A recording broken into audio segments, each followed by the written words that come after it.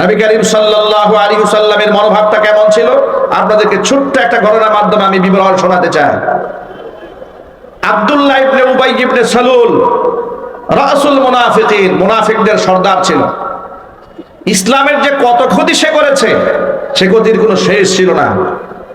তার প্রতি নবী করিম সাল্লাল্লাহু আলাইহি ওয়াসাল্লামের মধ্যে তার ব্যাপারে কোনো হিংসা ছিল না, জিঘাংসা ছিল না, বিদ্বেষ ছিল না।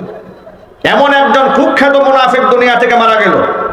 মারা যাওয়ার পরে তার ছেলের নামও আব্দুল্লাহ। তিনি আবার নবী করিম সাল্লাল্লাহু আলাইহি ওয়াসাল্লামের খুব খাঁটি সাহাবী ছিলেন। তিনি রাসূলের কাছে এসে বললেন, ইয়া রাসূলুল্লাহ, আমার আব্বাজান যত বড় অপরাধী হোক না কেন সে তো আমার বাবা, আর সে তো কাফেরও নন, তিনি মুশরিকও নন, আর তার জাহান্নামে সে যাবে এতটুকু আয়াত নাযিল হয় নাই। আপনার কাছে আমার সুপারিশ, আমার বাবাকে যখন কাফনের কাপড় পরাবো সেই কাপড়টা দুনিয়ার স্বাভাবিক কাপড়ে না হয়ে আপনার ব্যবহৃত একটা জুব্বা দিয়ে দিবেন। যেহেতু সে অপরাধ করেছে আমরা জানি, আপনার ব্যবহৃত জুব্বার ওসিলায় যেন আল্লাহ তাআলা মাফ করে দেন। ইল্লাল্লাহু ওয়াহদাহু লা শারীকা লা ওয়া নাশহাদু আন্না সাইয়্যিদানা ওয়া নাবিয়্যানা ওয়া হাবিবানা ওয়া শাফি'ানা ওয়া মাওলানা মুহাম্মাদান আবদুহু ওয়া রাসূলুহু الذي أرسله بالحق بشيرا ونذيرا وداعيا إلى الله بإذنه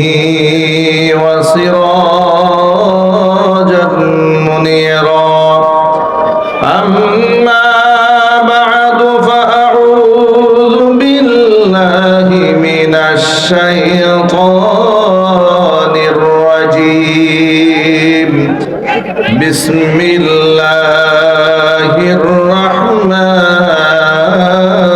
الرحيم ولا تصل على أحد منهم مات أبدا ولا تقم على قبره إنهم كفروا بالله ورسوله وماتوا وهم فاسقون. وقال تعالى في شان حبيبه ومحبوبه آمرا ومخبرا إن الله وملائكته يصلون على النبي يا أيها الذين آمنوا صلوا عليه وسلموا تسليما اللهم صل على محمد وعلى آل محمد كما صليت على إبراهيم وعلى آل إبراهيم إنك حميد مجيد اللهم بارك على محمد وعلى آل محمد كما باركت على إبراهيم وعلى آل إبراهيم إنك حميد مجيد. মহান আল্লাহ রাব্বুল আলামিনের দরবারে আলিশানে লাখ কোটি শুকরিয়া আদায় করছি যে মহান মনিব আমাদেরকে জুলাই আগস্টের বিপ্লব সাধন করে দেওয়ার মাধ্যমে গোটা বাংলাদেশকে দ্বিতীয়বারের মতো আল্লাহ পাক আমাদের জন্য স্বাধীন করে দিয়েছেন। যার দরুন আজকে আমরা খোলা মনে কোনো প্রকার সামনে পেছনে চিন্তা ভাবনা না করে আল্লাহর উপর তাওয়াক্কুল করে স্বাধীন মন প্রাণ নিয়ে কোরআন সুন্নাহ থেকে কথা বলার পরিবেশ পেয়েছি। কথা ঠিক কিনা বলেন?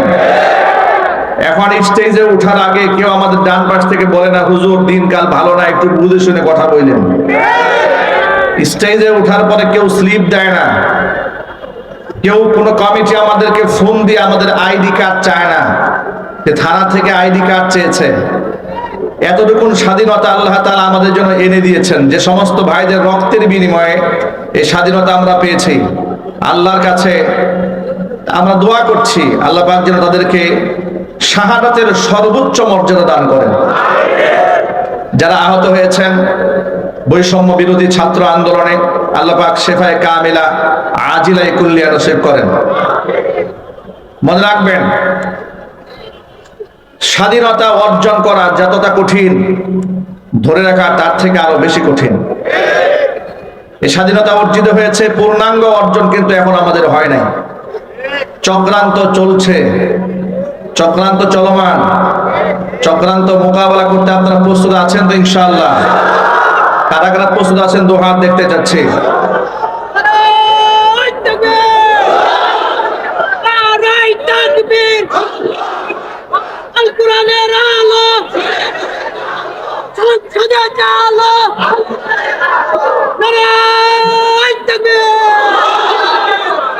আল্লাহ পাক আমাদেরকে ঐক্যবদ্ধ থাকার তৌফিক দান করেন।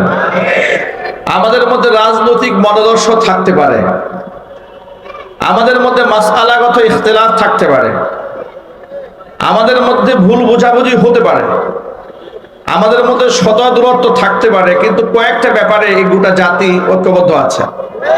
ভারতের আগ্রাসন বিরোধী মনোভাবের ক্ষেত্রে গোটা জাতি অভিন্ন অবস্থায় এখনো পর্যন্ত আছে। অনুরূপভাবে স্বৈরাচারের বিচার বাংলার মাটিতে হতে হবে, এই দাবিতেও এদেশের সর্বোপরি সর্বস্তরের মুসলমান ঐক্যবদ্ধ আছে। ঠিক কিনা বলেন?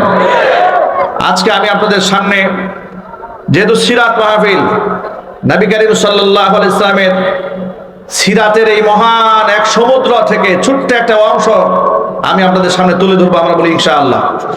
সময় আমাদের হাতে একেবারে সীমিত সময় এসে আমার সামনে আমাদের, আমরা আজকে এখান থেকে একটা সবক নেব।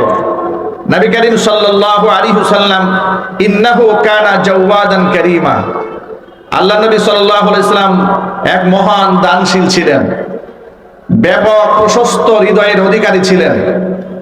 বেগুনা মাসুম হওয়া সত্ত্বেও দৈনিক 70 ঊর্ধ্ব তিনি আল্লাহর কাছে মাগফিরাত কামনা করতেন। চিৎকার দেখুন সুবহানাল্লাহ। আমাদের উচিত আমাদের হৃদয়টাকে অনেক প্রশস্ত বানাতে হবে, আমাদের মনকে উদার করতে হবে। আমরা ইসলামকে গোটা পৃথিবীর প্রত্যেকটা ইঞ্চি মাটিতে ইসলামের পতাকা উড়াতে চাই। এই জন্য মনের সংকীর্ণতা দূর করে ফেলতে হবে। নবী করিম সাল্লাল্লাহু আলাইহি ওয়াসাল্লাম শত্রুদের সাথে বন্ধুত্বপূর্ণ আচরণ করে তাদের দিলকে জয় করেছেন, কিন্তু আমরা আসাবিয়াতের মধ্যে বন্দী থাকার কারণে, স্বজন প্রীতির কারণে, আমাদের এই একঘেয়েমি বনা, আমাদের নিজেদের আমিত্ব এবং বলত্বের কারণে, কিবির এবং হাসাদের কারণে আমাদের অবস্থা এমন হয়েছে, এক আলেম আরেক আলেমকে আমরা সহ্য করতে পারি না। এই অবস্থানের কারণে আলেমদের ইউনিটি, ঐক্যের যে ভিত, এটা অনেকটা দুর্বল। তবে আমরা আশাবাদ ব্যক্ত করছি, স্বৈরাচারীর আমলে আলেমরা মাজলুম হওয়ার কারণে উলামাদের মধ্যে একটা ঐক্যের ভিত তৈরি হয়েছে। আর সেই সেতু বন্ধনকে কেন্দ্র করে আলহামদুলিল্লাহ বাংলাদেশের আগামীর বাংলাদেশ ইসলামের করার জন্য, আগামীর বাংলাদেশ ইসলামের বানিয়ে দেওয়ার জন্য, আগামীর সংসদ কোরআনের সংসদ বানাবার জন্য উলামা ঐক্যবদ্ধে আসার জন্য অলরেডি প্রচেষ্টা চালিয়ে যাচ্ছেন। আল্লাহ পাক এই প্রচেষ্টাকে যেন কবুল করেন, জোরে করে আমিন। নবী করিম সাল্লাল্লাহু আলাইহি ওয়াসাল্লাম তার মধ্যে তার ব্যাপারে কোনো হিংসা বিদ্বেষ অন্তরে রাখার কোনো সুযোগ নাই। উদার মনে নবী করিম সাল্লাল্লাহু আলাইহি ওয়াসাল্লাম ব্যবহৃত জুব্বাটা তাকে জানাজার জন্য, কাফন পরায় দেওয়ার জন্য দিয়ে দিলেন। শুধু কি তাই, আব্দুল্লাহ রাদিয়াল্লাহু তাআলা আনহু আল্লাহ রাসূলের কাছে আরেকটা আবদার জানালেন, ইয়া রাসূলুল্লাহ, আপনি আমার বাবার জানাজার নামাজের ইমামতি করবেন। নবীজি বললেন, ঠিক আছে, আমি নামাজ পড়াবো। এমনকি তারে কবরে মাদফুন করে দেওয়ার সময় আল্লাহর হাবিব রাহমাতুল্লাহি আলাইহি রাহমাতুল লিল আলামিনের মুখ থেকে লালা বের করে তার মুখের মধ্যে লাগিয়ে দিলেন, যাতে করে সওয়াল জবটা সহজ হয়ে যায়। একটুখানি ভাবনার চিন্তা করেন, মুনাফিকদের সরদার ইসলামের এত ক্ষতি সাধন করেছে, তারপরে আল্লাহর নবী সাল্লাল্লাহু আলাইহি ওয়াসাল্লামের যে নমনীয়তা, তাকে ক্ষমা করে দেওয়ার যে মন মানসিকতা, তার জন্য আল্লাহর কাছে কান্না করার যে চিন্তা চেতনা কত মহৎ ছিল। তিনি যখন তার জানাজার নামাজে এগিয়ে যাচ্ছেন, এমন সময় হযরত ওমর ফারুক রাদিয়াল্লাহু তাআলা আনহু পিছন দিক থেকে নবীজির জামা টান দিয়ে ধরলেন, নবীজি আপনি যাচ্ছেন কোথায়, কার জানাজা পড়তে যাচ্ছেন? কদ নাহাকা রব্বুকা, আপনার রব তো নিষেধ করেছে। নবী সাল্লাল্লাহু আলাইহি ওয়াসাল্লাম বললেন, ওমর, আল্লাহ মুনাফিকদের জানাজা পড়তে আমাকে নিষেধ করেন নাই, বরং আল্লাহ তাআলা আমাকে ইখতিয়ার দান করেছেন। বাল খাইয়ারানি, কোরআন মাজিদ আল্লাহ তাআলা বলেছেন ইস্তাগফির লাহুম আও লা তাস্তাগফির লাহুম ইন তাস্তাগফির লাহুম ৭০ মাররাতান ফালান ইয়াগফিরাল্লাহু লাহুম। আপনি মুনাফিকদের জন্য ক্ষমা প্রার্থনা করেন কিংবা না করেন, উভয়টাই বরাবর। তার কারণ এদের জন্য যদি আপনি ৭০ বার আমি আল্লাহর কাছে মাগফিরাত কামনা করেন, কোশ্চিন কালে এই মুনাফিকদেরকে আমি আল্লাহ ক্ষমা করে দেব না। তো আল্লাহ তাআলা তো এই আয়াতে বলেন নাই যে আপনি এদের জন্য দোয়া করবেন না, বরং আল্লাহ বলেছেন ৭০ বারও ক্ষমা চাইলে কাজ হবে না, আমি প্রয়োজনে এই আল্লাহর বান্দাকে আল্লাহ ক্ষমা করে দিবেন, ওই নিয়তে আমি ৭০ বারের ঊর্ধ্বে তার জন্য আল্লাহর কাছে মাফ চাবো। সুবহানাল্লাহ। তিনি জানাজা পড়ালেন। জানাজা পড়াবার শেষে জিবরাইল আলাইহিস সালাতু ওয়াসসালামকে আল্লাহ পাক পাঠিয়ে দিলেন মুনাফিকদের ব্যাপারে চূড়ান্ত আয়াত দিয়ে, যেটা আমি আমার খুতবার মধ্যে তেলাওয়াত করেছি। আল্লাহ পাক জানিয়ে দিলেন ওয়ালা তুসাল্লি আলা আহাদিম মিনহুম মাতা আবাদা। ও আমার হাবিব, এখন থেকে কোন মুনাফিক যদি মারা যায় কখনো আপনি এদের জানাজার নামাজ পড়াবেন না। ওয়ালা তাকুম আলা কবরিহি, তাদের কবরের সামনে এদের জন্য দোয়া করতেও আপনি দাঁড়াবেন না। এর কারণ হলো বাহ্যিকভাবে এরা আপনার উপর ঈমান এনেছে, মুসলমান হওয়ার মানুষকে ধোঁকা দিয়েছে, নিজেকে মুসলমান বলে দাবি করেছে, প্রকাশ করেছে, কিন্তু অন্তর থেকে ইন্নাহুম কাফারু বিল্লাহি ওয়া রাসূলিহি, মন থেকে আমি আল্লাহকে আমার রাসূলকে তারা বিশ্বাস করে নাই, মন থেকে মনের মধ্যে কুফরি লালন করে আমাকে অস্বীকার করেছে, আমার রাসূলকে তারা অস্বীকার করেছে। ওয়া মাতু ওয়া হুম ফাসিকুন, ফাসিক অবস্থায় তারা দুনিয়া থেকে বিদায় হয়েছে।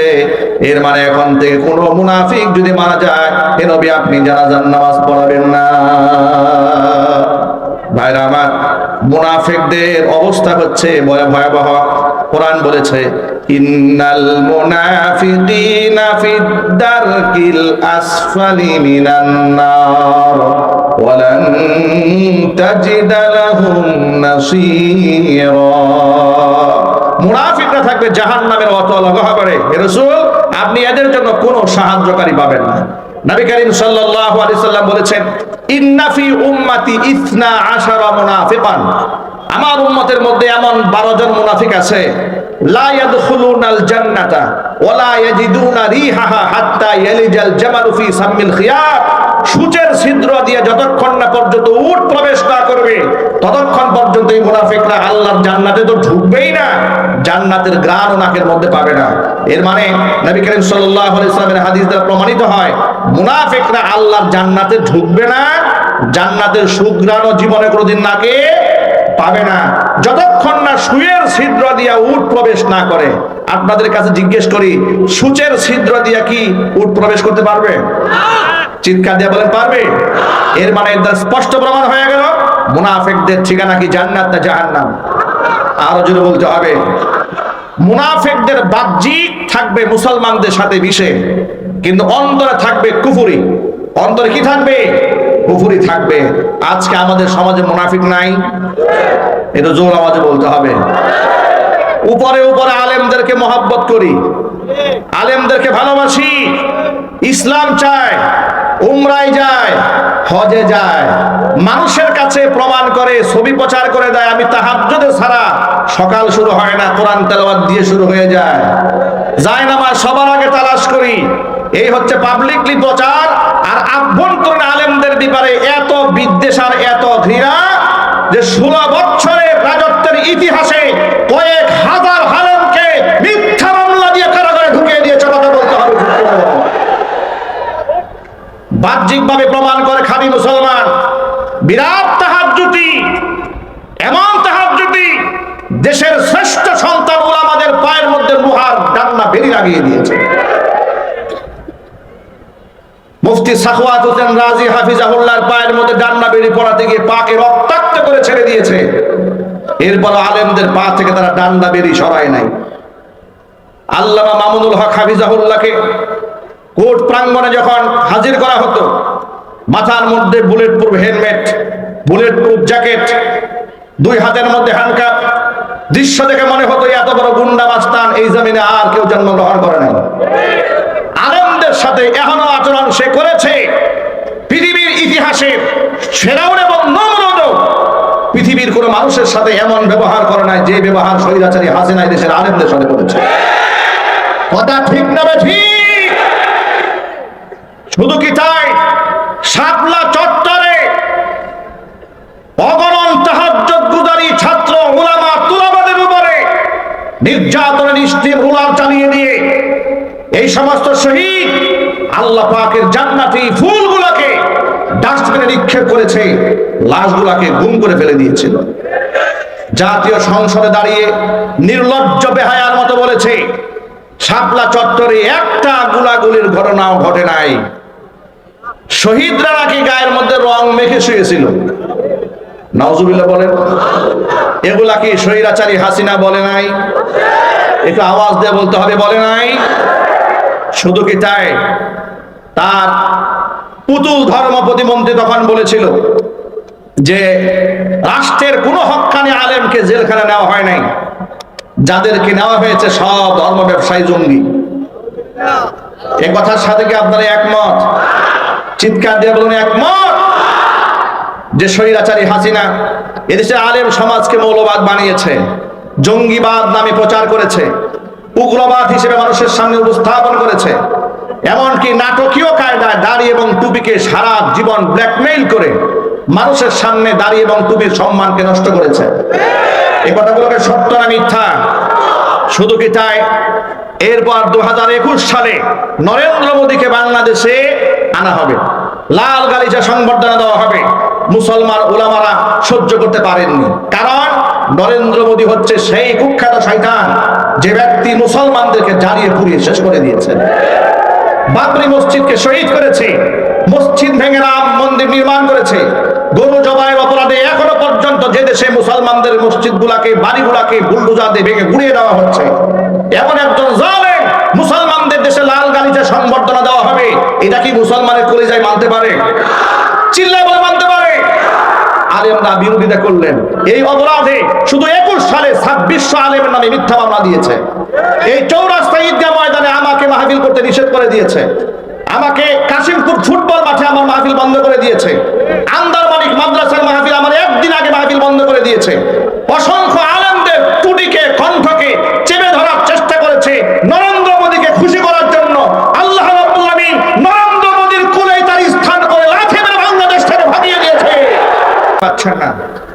আমার উস্তাদ মুহতারাম মুকাররম মুফতি জসিমউদ্দিন রহমানী হাফিজাহুল্লাহকে এক যুগ বিনা অপরাধে কারাগারে বন্দী রেখেছিলেন, ঠিক কিনা জোরে বলেন? মাওলানা দেলওয়ার হোসেন সাঈদ রহমাতুল্লাহি আলাইহিকে 13 বছর মিথ্যা মামলা দিয়ে জেলখানে আটকায় রেখে চিকিৎসার নামে তাকে বের করে এনে বিষ প্রয়োগ করে হত্যা করেছে। এরপরেও বলে আমার কি দোষ? আমার প্রিয় ভাইরা ভালো করে শোনেন, তাদের ফিহরিস্তি কত মানুষকে গুম করেছে আর খুন করেছে এর তালিকা যদি নাম গো বলা হয় তাও 1 রাত সময় লাগবে। এরপরে সে বলে আমার কি দোষ? ইবলিস শয়তানের মতো, শয়তান দোষ করে তার উপর অবিচল থেকেছে, এই জন্য সে শয়তান।